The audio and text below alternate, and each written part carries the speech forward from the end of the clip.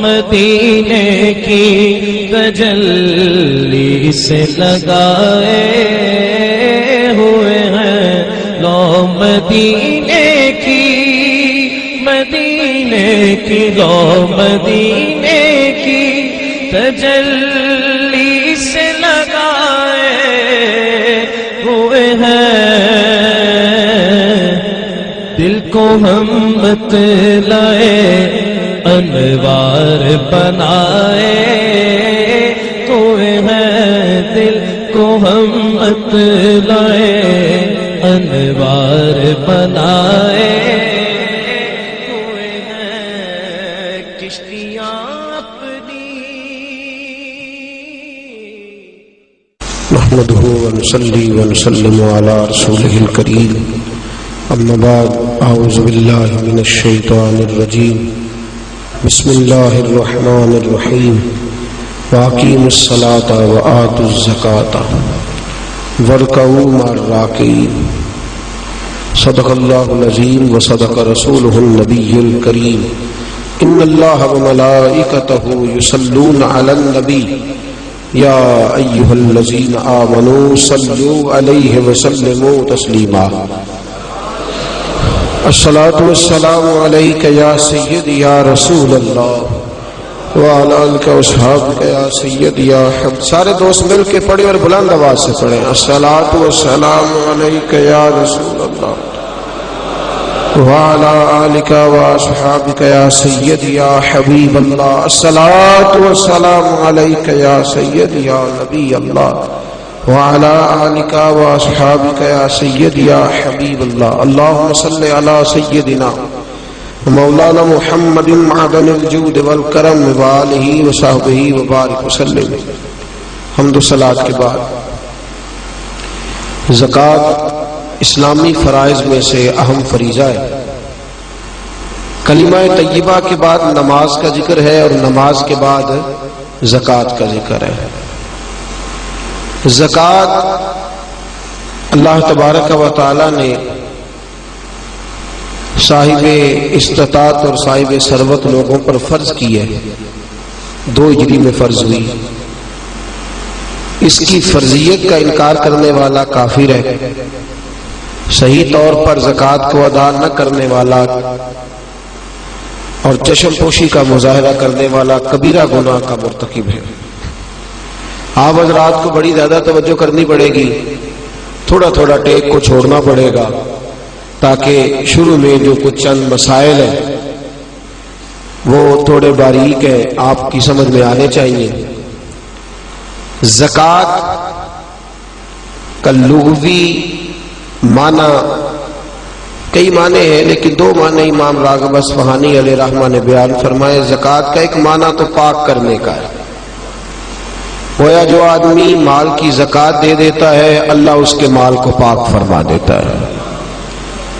کم و بیش 40 سے زیادہ مقامات پر قرآن پاک نے زکوٰۃ کا ذکر فرمایا ہے۔ کتنی جگہوں پر؟ سارے بولیے گا۔ اتنی اہمیت کی حامل یہ چیز ہے۔ تو زکوٰۃ کا ایک معنی ہے پاک کرنے کے، پاک ہونے کے، اور زکوٰۃ کا معنی دوسرا یہ ہے وہ چیز جو بڑھ جاتی ہے، جس میں اضافہ ہو جاتا ہے، جس کی افزائش ہوتی ہے۔ گویا جو آدمی زکوٰۃ ادا کرتا ہے اللہ اس کے مال کو اضافہ عطا فرما دیتا ہے۔ قرآن مجید نے کہا واقیموا الصلاۃ وآتوا الزکاۃ، نماز قائم کرو اور زکوٰۃ ادا کرو۔ نماز قائم کرو اور زکوٰۃ، بولیے گا جی، زکوٰۃ۔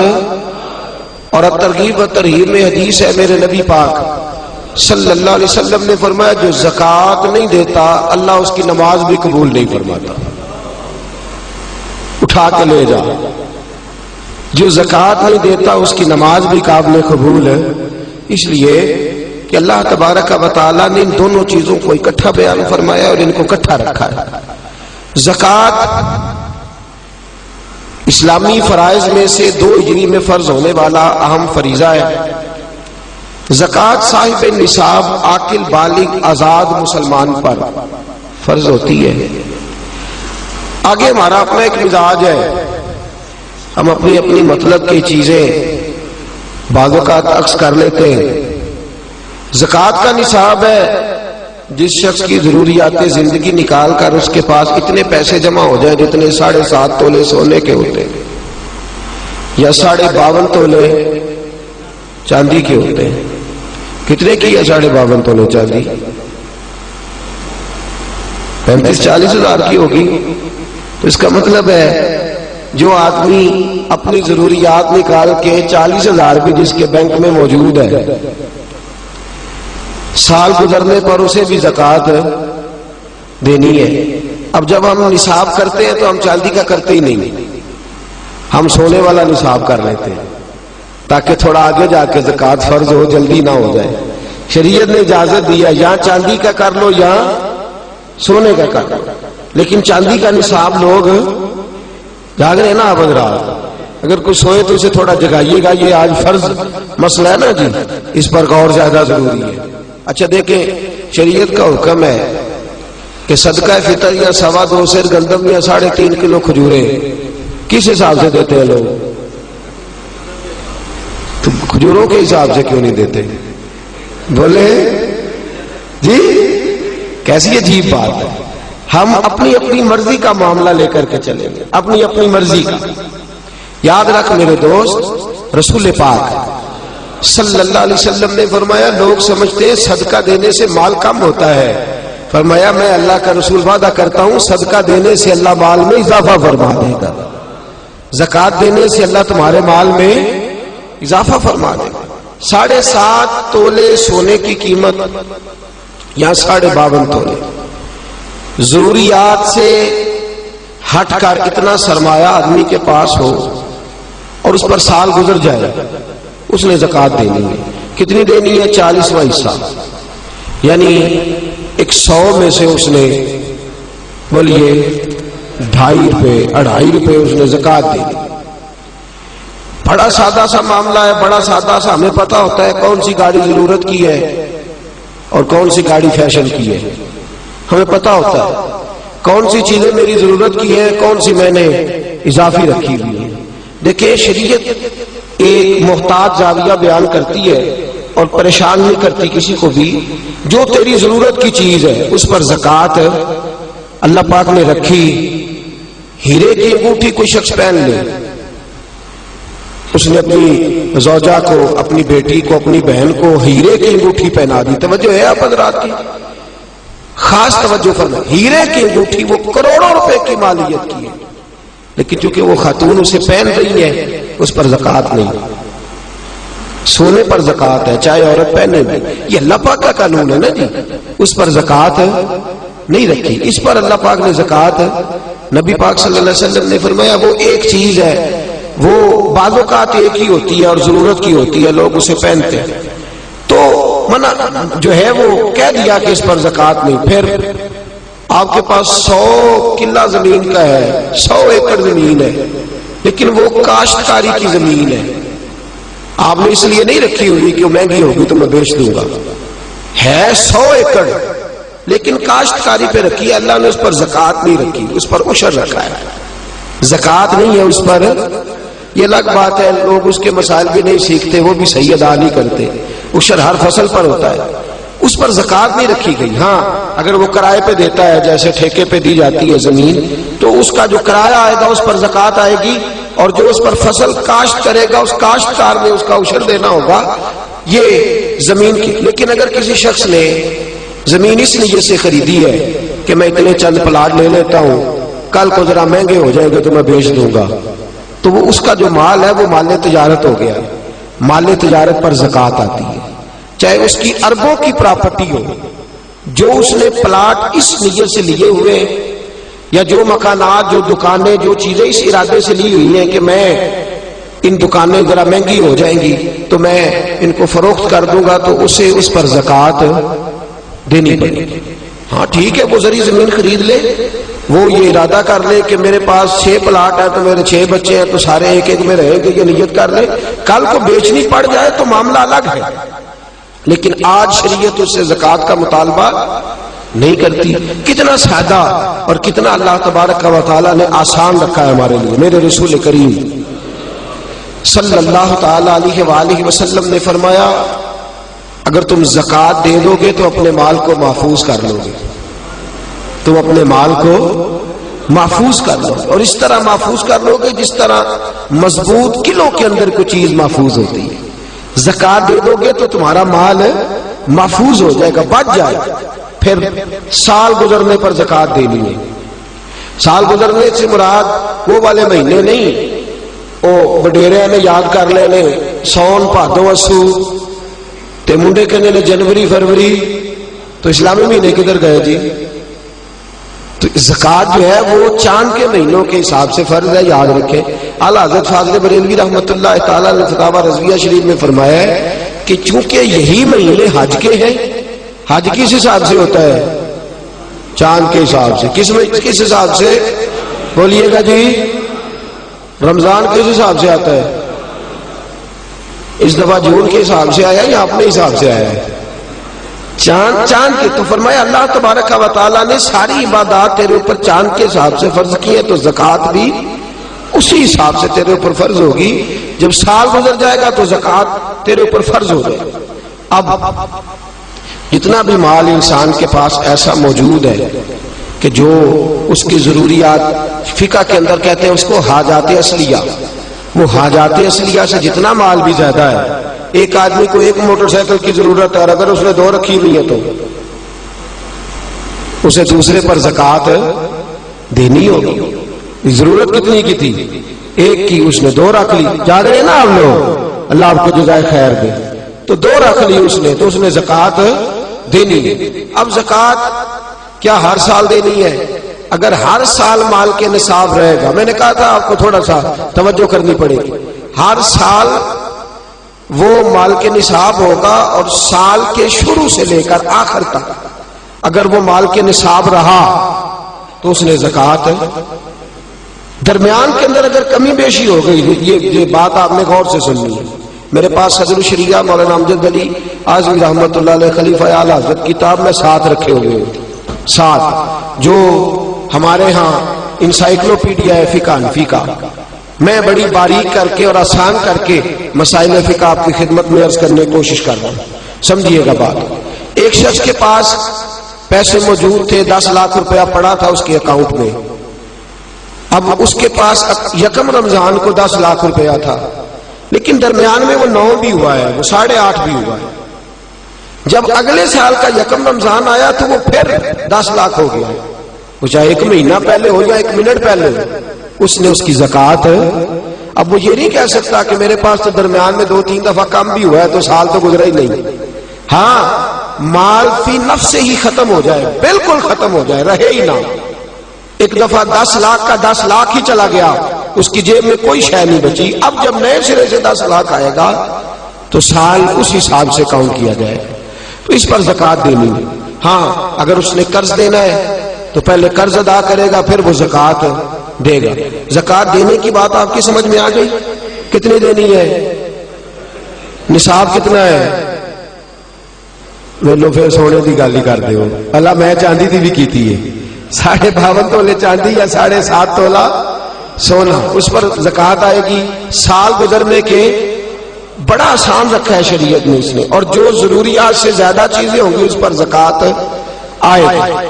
اور مال تجارت پر زکوٰۃ آئے گی، سن لے، کس مال پر زکوٰۃ آئے گی؟ سارے بولنے ایک دفعہ آپ کو یاد ہو جائے، کس مال پر؟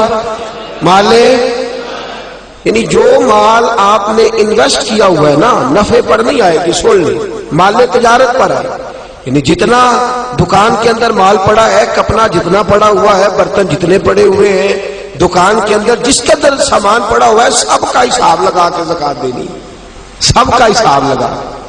وہ اس طرح نہیں دینی زکوٰۃ کہ پرانے کپڑے نئے جو آئے تھے عید پہ وہ تو بک گئے، پرانے رہ گئے جن کو خریدتا کوئی نہیں، تو اب ارادہ کیا چلو یہ زکوٰۃ میں دے دیتے۔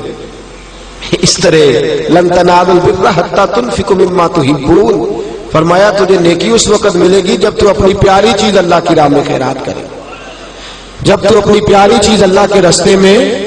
اور سن لے، جب کسی کو زکوٰۃ دیں گے تو اسے مالک بھی بنانا ہوگا۔ کیا کریں گے؟ اسے مالک بنانے سے مراد یہ ہے کہ آپ اس کے ہاتھ میں دیں گے کہ بھئی یہ تیرے ہیں، تو اپنی مرضی سے ان کو استعمال ہے. یہ نہیں کہہ سکتے کہ میں نے روٹی پکائی ہے چل کھا اور نکل جا، زکوٰۃ ہو گئی. اس طرح زکوٰۃ ادا. ایک صاحب بعض اوقات لوگ جو ہوتے ہیں وہ آتے ہیں، ایک دوست میرے پاس بھی آئے، کہنے لگے مدرسے میں زکوٰۃ دینی ہے، مجھے کوئی کام بتائیں مدرسے کا، وہ کام میں کر دوں. میں نے کہا آپ کہیں اور چلے جائیں. بھئی زکوٰۃ سے مراد یہ ہے کہ آپ اس کو مالک بنائیں، جہاں ضرورت ہوگی وہاں وہ اس چیز کو خرچ. تو میں نے کہا ویسے بھی اگر اعتماد اتنا تھوڑا ہو تو وہاں تو زکوٰۃ ہوتی نہیں کہ مجھے بتا دیں کہ میں کچھ کر دوں. تو میں نے کہا تھوڑا تھوڑا تھوڑا تھوڑا دوسروں کو بھی دیانتدار سمجھے. سب نے دنیا سے جانا ہے، اللہ کی بارگاہ میں حاضر ہونا ہے، آپ کہیں اور چلے جائیں. ویسے بھی ہم نے تھوڑا رویہ اور طرح کا رکھا ہوا ہے ان معاملات کے اندر، ہم ذرا ویسے ہی محتاط چلتے ہیں. تو عرض کرنے کا مقصد یہ ہے کہ آپ سامنے والے کو مالک بنائیں، اسے آپ مجبور نہیں کر سکتے. ایک مثال سنیے، اگرچہ کپڑے دینے سے زکوٰۃ ادا ہو جاتی ہے، لیکن ایک آدمی کے پاس کپڑے تو ہیں، دوائی کے پیسے نہیں. آپ اسے زکوٰۃ دیتے ہیں، کہتے ہیں کپڑے خرید لیں. اسے کپڑوں کی ضرورت ہے کہ دوائی کی؟ وہ بغیر دوائی کے اٹھ ہی نہیں سکتا چارپائی سے. آپ نے اسے پابند کر دیا کہ تم نے کپڑے لینے ہیں، تو وہ کیا کرے گا؟ تو آپ اسے مالک بنائیں. اور پھر شریعت کہتی ہے کہ مستحب یہ ہے کہ ایک کو زکوٰۃ زیادہ دو تاکہ اس کا کچھ بن جائے. بلکہ حضرت عمر بن عبدالعزیز تو فرمایا کرتے تھے کس کو زکوٰۃ لگتی ہو تو اتنی دے دو، اتنی دے دو کہ اگلے سال وہ خود زکوٰۃ دینے کے قابل ہو جائے. یہ جو بانٹنے کا طریقہ ہے نا 100 کر کے، وہ فقیر ساری زندگی، اور میں اکثر کہتا ہوں مانگنے والا بھی ساری زندگی اسی چکر میں رہتا ہے، اسی چکر میں. حاجی صاحب نے اس دفعہ آٹے کا توڑا دیا تو جاتی دفعہ کہتے ہیں اگلے سال بھی ساڈا خیال رکھے گا.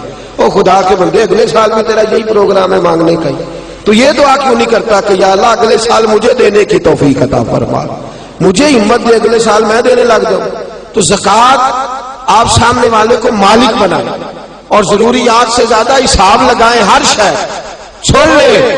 جو بچی کے لیے آپ نے جہیز بنا کے رکھا ہوا ہے اس پر بھی زکوٰۃ آئے گی، آپ نے اس پر بھی زکوٰۃ دینی ہے. آپ نے اپنے مکان کے لیے پیسے رکھے ہوئے ہیں کہ میں نے مکان خریدنا ہے، خرید لیں گے تو زکوٰۃ نہیں آئے گی، اور جب تک خریدتے نہیں اس وقت تک زکوٰۃ آئے گی.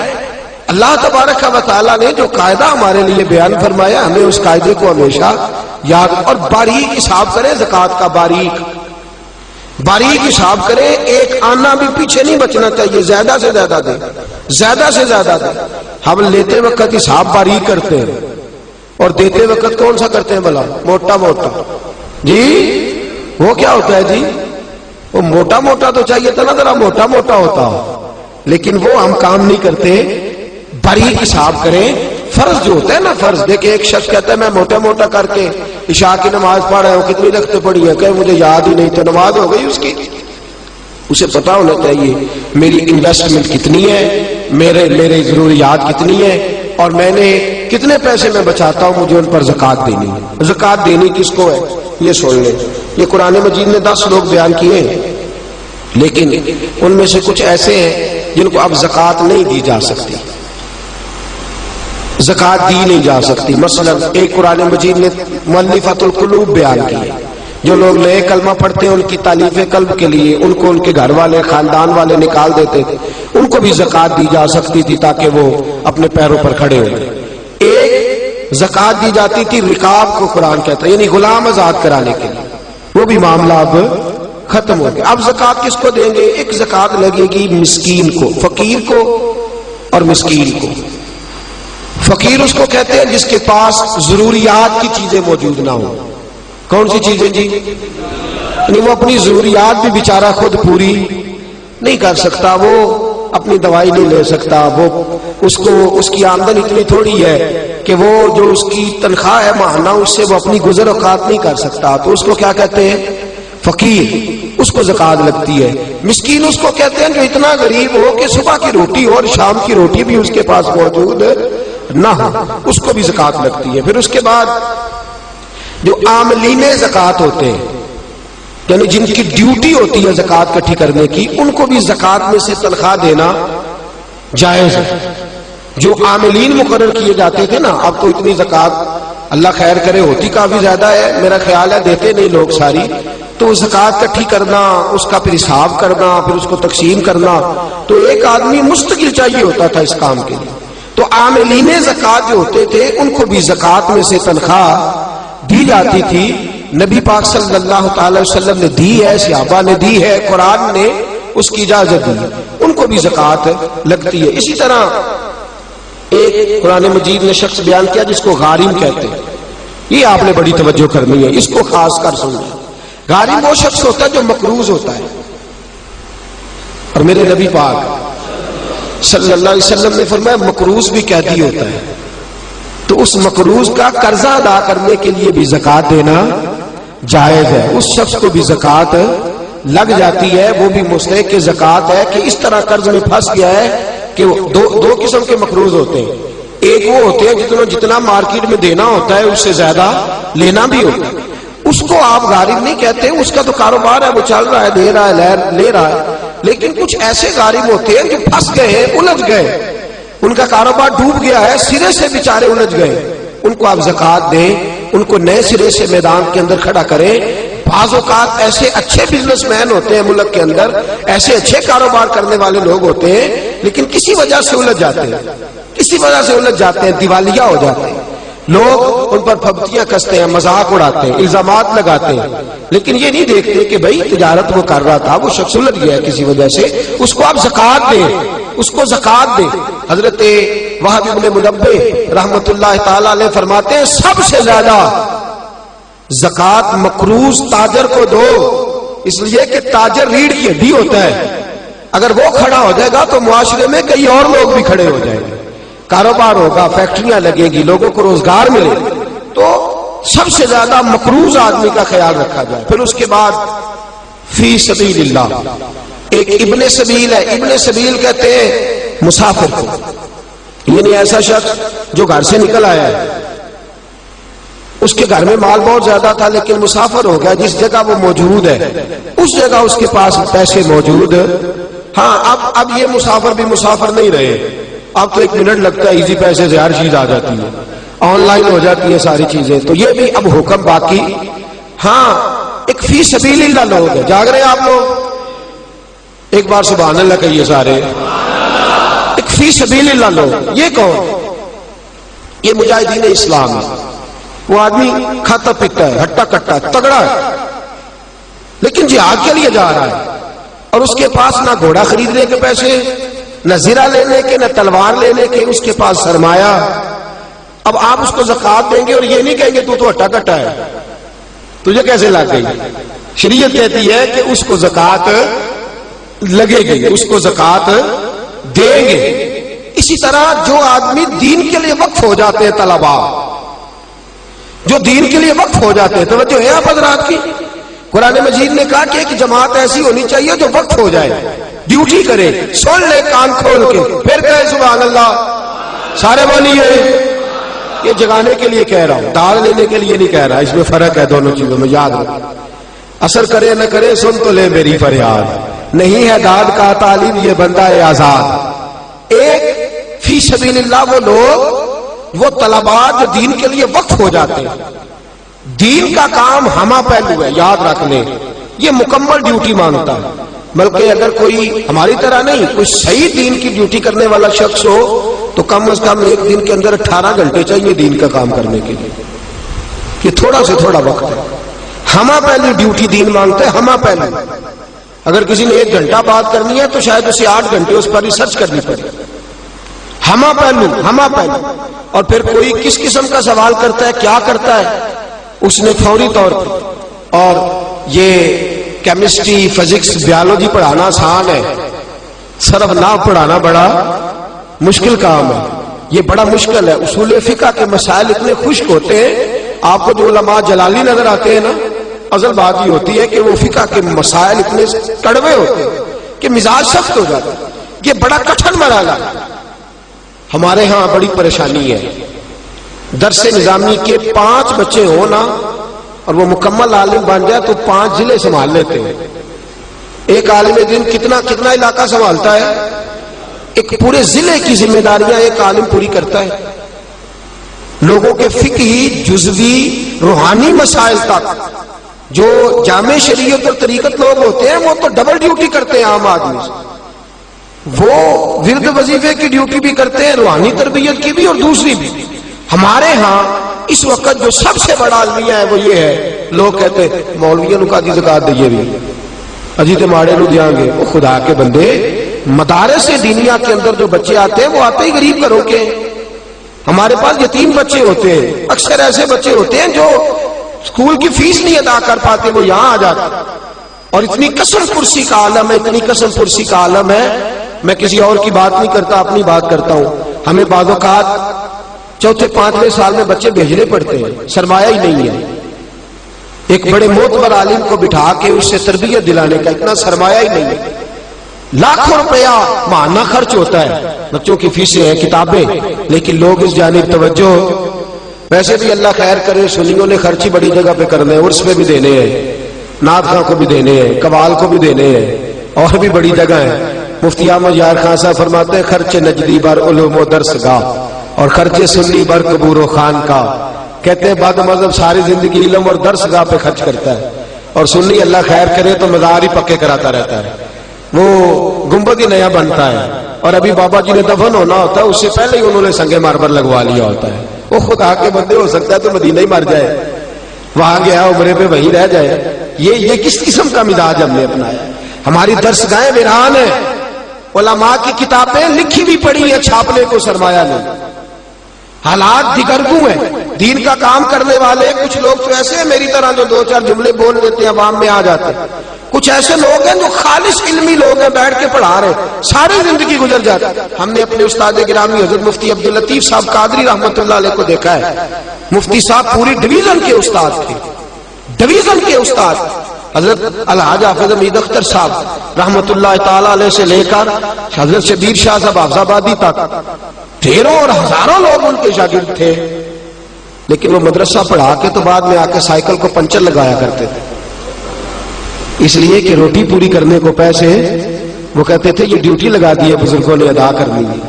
لیکن جو ظلم اور ستم ظریفی ہم اپنے علماء کے ساتھ کرتے ہیں. میں آپ کو ایک بد مذہب کا روزنامہ جنگ میں سے وہ کالم نکال کے دکھاؤں گا. وہ کہتا ہے میری جماعت نے مجھے فارغ کر دیا, ایک بڑی گاڑی دی ہے, ایک سیٹلائٹ ٹاؤن کے اندر بڑی کوٹھی دی ہے, مکان دیا ہے, 40,000 روپیہ میرے گھر بھیجتے ہیں, اور مجھے میرے بچوں کی فیسیں تک وہ ادا کرتے ہیں, میرے گھر کے بل وہ ادا کرتے ہیں, اور پھر بھی مجھے کہتے ہیں کہ صاحب آپ نے ٹینشن کوئی نہیں لینی, کھل کے دین کا کام کرنا ہے, کھل کے دین کا کام کرنا ہے. آپ کو اگر قلم پکڑنے کے لیے بھی بندہ چاہیے تو ہم ایک ملازم رکھ کے دیتے ہیں.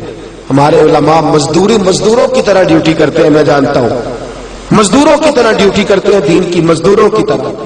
اور ہماری قوم پوچھتی ہے مولوی صاحب روز نئے کپڑے پہنتے ہیں, ہم نے تو بڑی کوشش کی تھی مر جائے, ابھی تک بچا ہوا ہے, ابھی تک بچ گیا ہے. سنا ہے یہ گاڑی میں پھرنے لگا ہے, اس کو تو چاہیے تھا سائیکل چلاتا ساری زندگی, اور سائیکل سمیت قبر میں جاتا, یہ کس چکر میں آ گیا؟ خدا را کچھ غور کرے. مدارس کی حالت خستہ دگرگوں ہے. مدارس وہ لوگ چلاتے ہیں جو طلباء کو وظائف دیتے ہیں. بات دور چلی جائے گی, ابھی مجھے کچھ باتیں اور عرض کرنی ہے فضائل کے لحاظ سے. حضرت امام اعظم ابو حنیفہ, بچے پڑھتے کیسے؟ حضرت امام اعظم ابو حنیفہ, ان کے شاگرد امام ابو مالک, اور صاحبین میں بڑا مقام ہے امام ابو مالک کا فتوے کے لحاظ سے, بڑی پائے کی شخصیت ہے. اور یہ وہ امام ابو مالک ہے جن کو ہارون رشید نے قاضی بنایا تھا, چیف جسٹس بنایا تھا پورے امت مسلمہ کا. حضرت امام ابو مالک کے جو والد تھے بچپن میں فوت ہو گئے, 4 بہنیں تھیں, اتنا سرمایہ نہیں تھا. تو امام صاحب بڑے ذہین تھے, اماں نے اٹھا کے نا ان کو مدرسہ سے, تو ان کو ایک دھوبی کے پاس کام سیکھنے بٹھا دیا کہ کپڑے دھونے کا طریقہ سیکھ جائے. تو فرماتے ہیں میں کپڑے دھونے کا طریقہ سیکھنے جاتا تو رستے میں امام اعظم کا مدرسہ تھا. آپ زندگی میں جتنے لوگوں کو دیکھیں گے کوئی کمال کیا ہے وہ غریب گھروں سے تعلق رکھتے ہیں. انہوں نے ٹھوکریں کھائی ہیں تو محنتی ہو گئے, ٹھوکریں کھائی. تو کہتے ہیں رستے کے اندر امام مالک کا مدرسہ, امام اعظم کا مدرسہ تھا. تو مجھے چونکہ شغف تھا, میں وہاں سے آواز سنتا قرآن کی, فقہ کی, حدیث کی, تفسیر کی, تو میرا آگے بڑھنے کو دل نہ کرتا, میں وہی بیٹھ جاتا. ایک دو دن میں طلباء میں بیٹھا, امام صاحب کی نظر میں بڑا کمال تھا. انہوں نے کہا بیٹے آگے آ جا, آگے آ گیا, نام پوچھا, کہا بیٹے تو پڑھا کر, فرماتے ہیں میں پورا مہینہ امام صاحب کے پاس پڑھتا رہا، مہینے کے بعد اماں نے کہا بیٹا تنخواہ، تو میں نے کہا اماں تنخواہ تو وہ دے گا نا جو ڈیوٹی پہ جاتا ہو، تو میں تو پڑھ کے آ جاتا ہوں۔ کہتے میری اماں جلال کے اندر آئی اور حضرت امام اعظم کے پاس گئی، کہنے لگی تو بچہ ہے مولوی، تجھے خیال کرنا چاہیے، وہ تو بچہ ہے، تو نے میرا بیٹا بٹھا لیا، میری 4 بیٹی ہے، کون روٹی دے گا، خیال کر، کبھی مسلوں سے بھی پیٹ بھرے۔ حضرت امام اعظم ابو حنیفہ اماں کی جلالی باتیں سن کے کہنے لگے اماں اسے دین پڑھنے دے، ایک وقت آئے گا بادشاہوں کے تخت پہ بیٹھ کر حلوے کھایا کرے گا، بادشاہوں کے تخت پہ بیٹھے گا یہ اور حلوہ کھائے گا۔ کہنے لگی مولوی مجھے خواب نہ دکھا، کہاں میرا بیٹا اور کہاں بادشاہ، کہاں ہمارا گھر۔ جس طرح آج بڑا اعلیٰ کھانا غذا ہوتا ہے نا، اس زمانے میں حلوہ کسی کے گھر میں پکتا تھا، بڑی غذا ہوتی۔ 40 سال بیت گئے، امام اعظم کا انتقال ہو گیا۔ اچھا ہوا کیا؟ امام اعظم نے پوچھا تمہارے گھر کا خرچہ کتنا ہے؟ تو اماں کہنے لگی 4 دینار مہینے کے، اگر کوئی شعیب آئے میسر، شبانی سے کلیمی 2 قدم ہے، اگر کوئی شعیب آئے میسر، شبانی سے کلیمی 2 قدم۔ حضرت امام اعظم ابو حنیفہ کہنے لگے 4 دینار اماں تیرے گھر میں ہر مہینے پہنچ جایا کریں گے، بچے کو پڑھنے دے، اس کا خرچہ میں دوں گا، جس کو آج آپ وظیفے کا نام دیں۔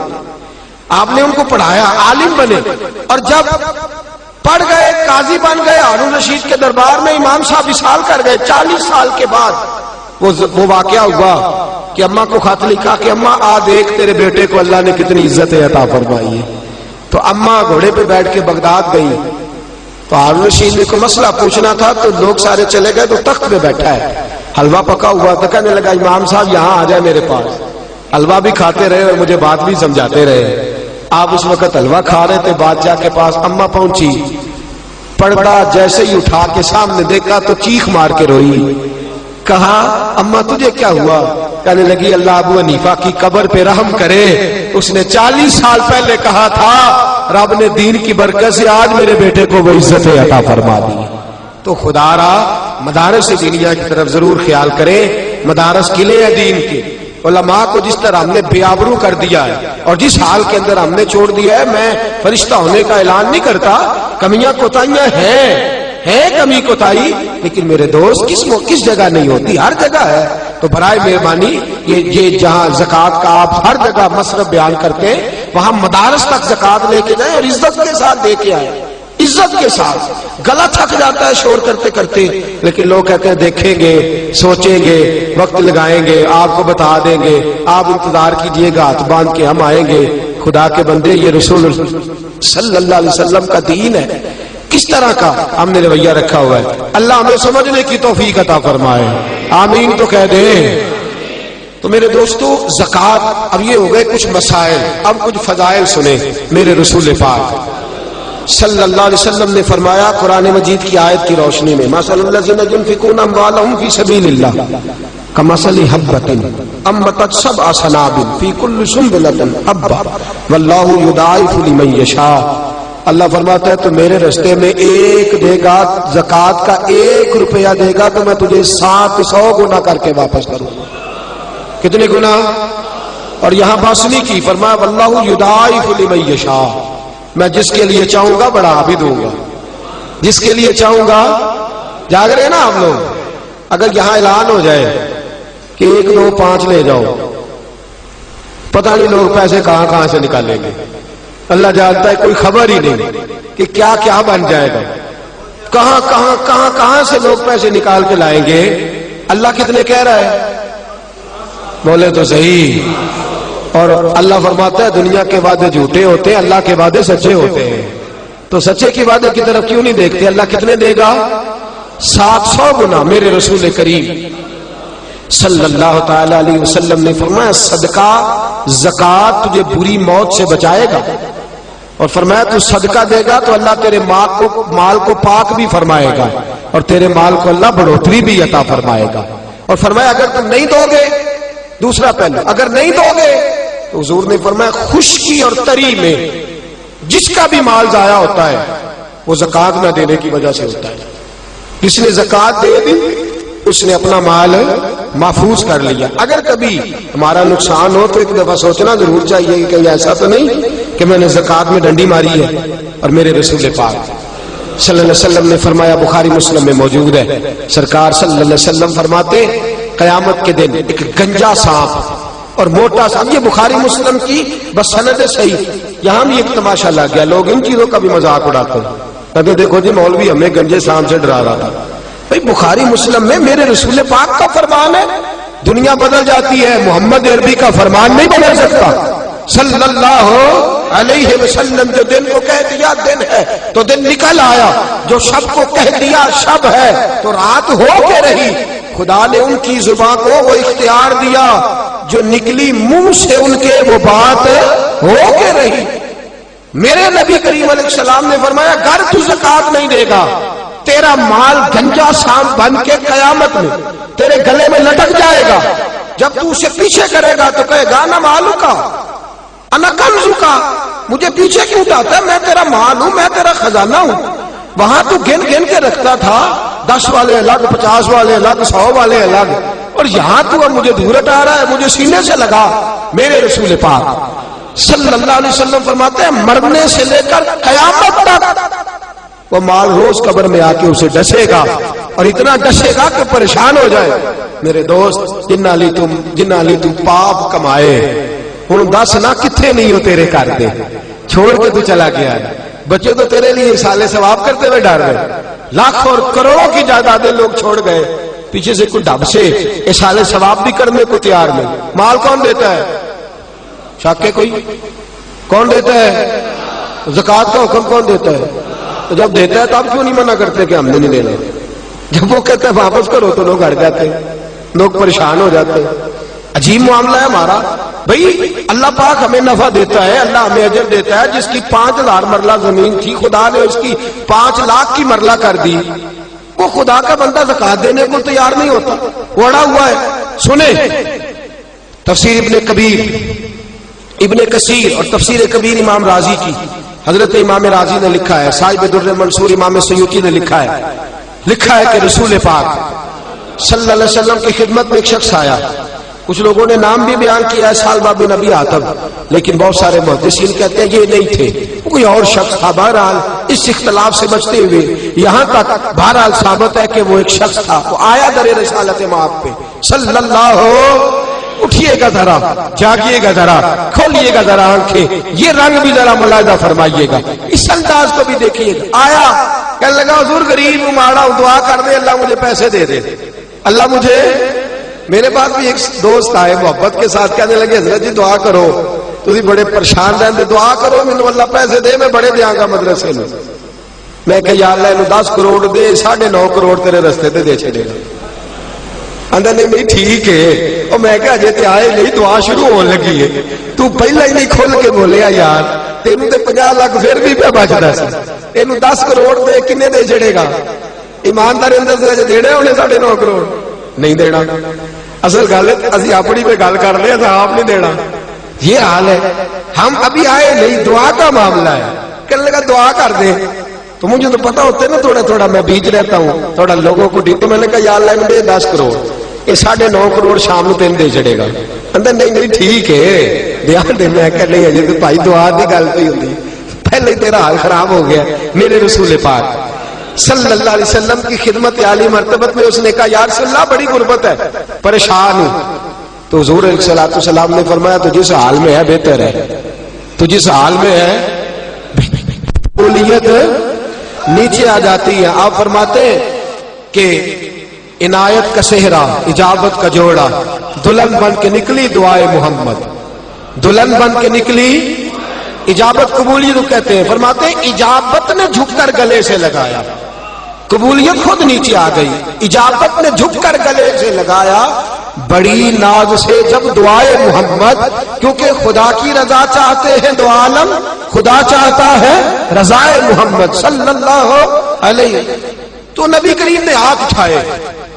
جب حضور ہاتھ اٹھاتے ہیں تو اللہ جھولی بھر کے ہی عطا فرماتا ہے. فرمایا جا بھی دعا ہو گئی، جا بندوبست کر. وہ کہتا ہے میں نے 4 بکریاں لے لی، تھوڑے دن گزرے تو 400 چند مہینوں میں. پتہ نہیں کہاں سے اور خریدی گئی، کیسے ہو گیا. کہتا ہے مجھے کوئی سمجھ نہیں، خود کہتے کوئی سمجھ نہیں آئی. پھر وہ ہزاروں میں ہو گئی. مدینے کی گلیاں تنگ ہو گئی، کوئی حویلی نہ بچی جہاں رکھ سکوں. پہلے 5 نمازیں مسجد میں، پھر فجر عشاء رہ گئی. پھر کوئی دیہڑے گزرے تو جمعہ آ گیا، پھر کچھ وقت گزرے تو دور چلے گئے، کبھی کبھی آنے لگے. بڑا مال کس نے دیا؟ دعا کس نے فرمائی؟ 2 ہجری میں زکوٰۃ فرض ہو گئی. میرے نبی پاک نے حضرت ابو ہریرہ اور 2 صحابہ کو بھیجا، فرمایا اسے کہو زکوٰۃ دے. اس نے جب دیکھا نا کہ 5 اونٹوں پر ایک بکری دینی پڑے گی تو یہ کروڑ روپیہ ہوا تو 2.5 لاکھ دینا پڑنا. پریشان ہو گئے. پہلے تو کہنے لگا آپ آگے سے لے آئے، واپس آئے تو میں حساب کرتا ہوں، میرا ذرا حساب لمبا ہے. چلے گئے صحابہ، واپس آئے، کہا ہاں بھائی. کہنے لگا یار یہ کوئی جزیے کی، یہ کوئی ٹیکس نہیں بن گیا اسلام میں بھی. تم جاؤ نبی پاک کی بارگاہ میں، حضور سے جا کے عرض کرو میں خود حاضری دوں گا، آؤں گا میں. اللہ اکبر. حضرت ابو ہریرہ کہتے ہیں در رسول پہ آئے اور جب اس کی بابت بتایا تو میرے نبی نے ٹھنڈی آہ بھری. فرمایا او ہو، اس سے کہا تھا تو اسی حال میں بہتر ہے، ہلاک ہو گیا، ہلاک ہو گیا. فرماتے ہیں یہ لفظ حضور نے بیان کیے، اسے بھی ہوش آیا، خیال آیا اور یار دیا کس نے تھا؟ میں عجیب شخص ہوں، دیا کس نے تھا؟ اور میں نے زکوٰۃ ہی نہیں دی. دوڑے آئے، دست بستہ حضور قبول کر لے.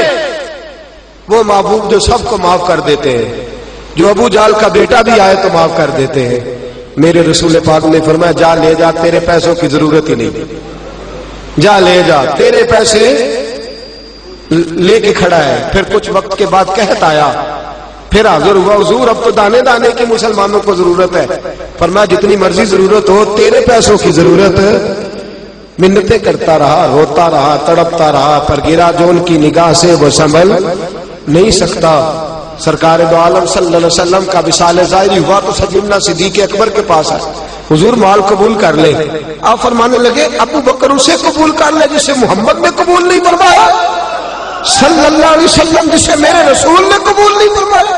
فرمانے لگے میں تو وہ باپ اور بیٹا قبول نہیں کرتا جسے میرے رسول قبول نہیں فرماتے، اور تو قبول ہو جا، چل دوڑ جا، تیرا مال نہیں چاہیے. کہنے لگا حضور مہربانی فرمائے، خدا رہا آپ کی سفارش لے کے قیامت میں بخشا جاؤں گا. فرمایا جا کوئی اور دروازہ کھٹکھٹا.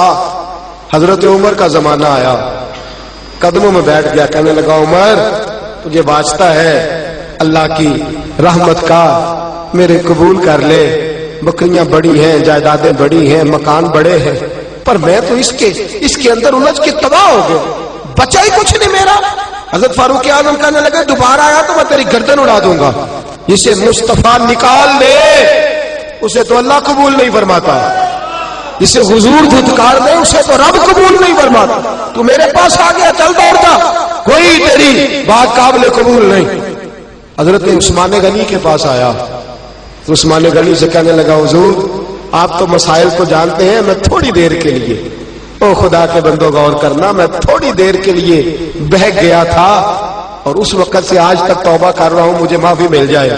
آپ فرمانے لگے معافی تجھے قیامت میں وہی دیں گے جو تجھ سے ناراض ہوئے، ہمیں معافی دینے کا حق، جا جا چلا جا، تیری زکوٰۃ قابل قبول. حضرت عثمان کے زمانے میں انتقال ہو گیا، چلے گئے، بات ختم ہو گیا معاملہ. خدا را میرے دوست ڈر اس وقت سے جب رب کہے جا تیرا قبول ہی نہیں، ڈر اس وقت سے جب رسول پاک صلی اللہ علیہ وسلم فرمائے جا رکھ اپنے پیر، سنبھال کے رکھ پیسے، ان کو گنتا رہنا. الہاکم التکاثر حتی زرتم المقابر، قبر تک جا اور گنتا ہی رہ، ان کو گنتا ہی رہ، اسی چکر میں رہنا. ڈر جائے اس وقت سے، ڈر جائے، ڈر جائے. وہ آپ نے حدیث سنی ہوئی ہے نا، موجود ہے نسائی کے اندر. ایک بندہ اندھا تھا، ایک کوڑا تھا، ایک گنجا تھا. فرشتہ آ گیا تینوں کے پاس، اللہ نے بھیجا. اس سے پوچھا اندھے سے تجھے کیا چاہیے انسانی شکل میں؟ کہنے لگا آنکھیں مل جائیں تو کیا ہی بات ہے. مال کون سا پسند ہے؟ کہنے لگا بکریاں آ جائیں تو کیا ہی بات ہے. 2 بکریاں دی، اللہ نے لاکھوں کر دی. پھر وہ کوڑے کے پاس گیا، تیرا کیا حال ہے؟ کہنے لگا اگر یہ وجود ٹھیک ہو جائے تو سب ٹھیک. ہاتھ پھیرا تو اللہ نے شفا دے دی. کون سا مال پسند ہے؟ گائے بھینسیں بڑی پسند ہے، جاؤ تجھے دے دی. ہزاروں گائے بھینسیں آ گئی. گنجے کے پاس گیا، تیری کیا حالت ہے؟ کہنے لگا بال آ جائے تو کیا بات. اس نے کہا اچھا ہاتھ پھیرا تو اللہ نے بال عطا فرمائے. کہا کون سا مال پسند ہے؟ کہنے لگا اونٹ بڑے پسند ہے.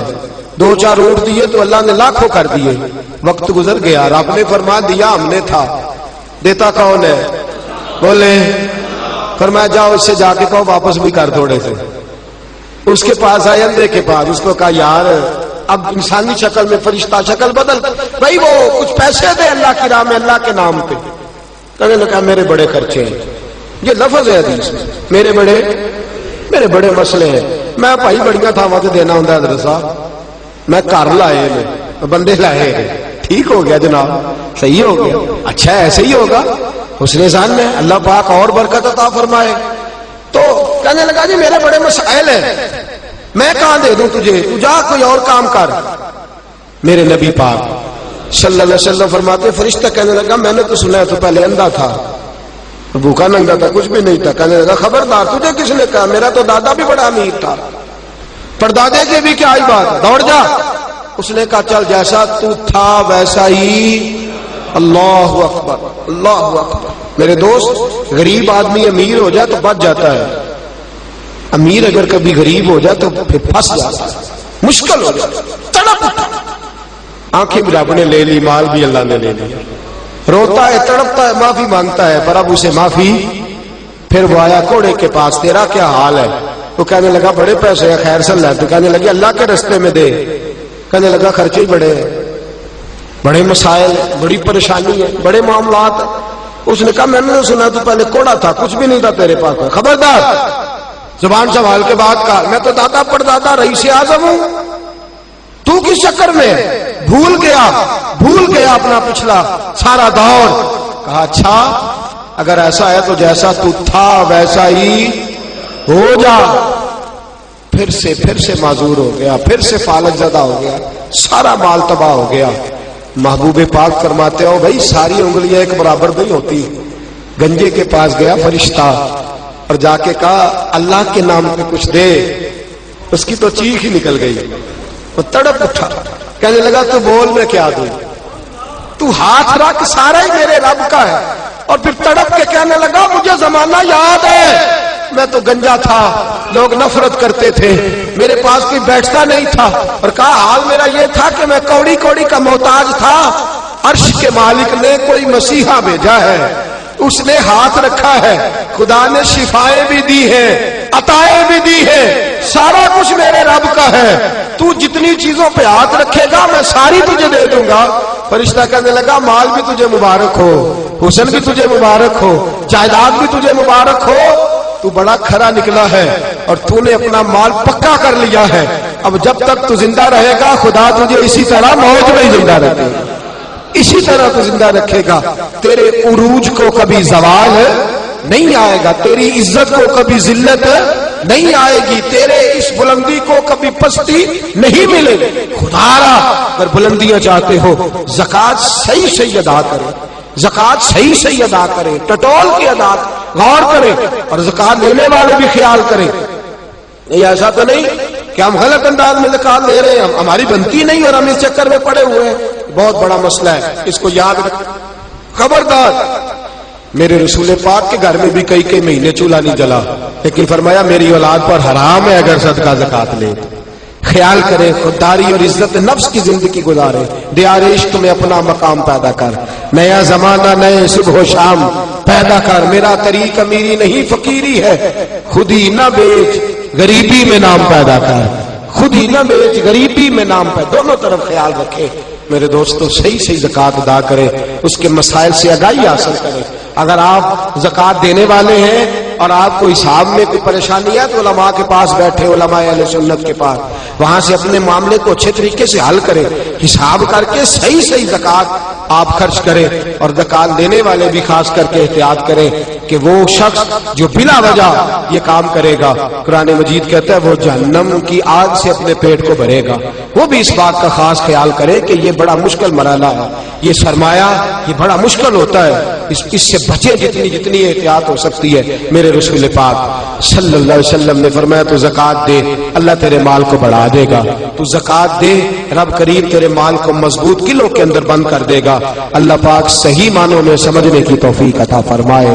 ہمیشہ بدعت خیر الانام میں گزرے، دعا ہے یہ عمر درود و سلام میں گزرے۔ آخر دعوانا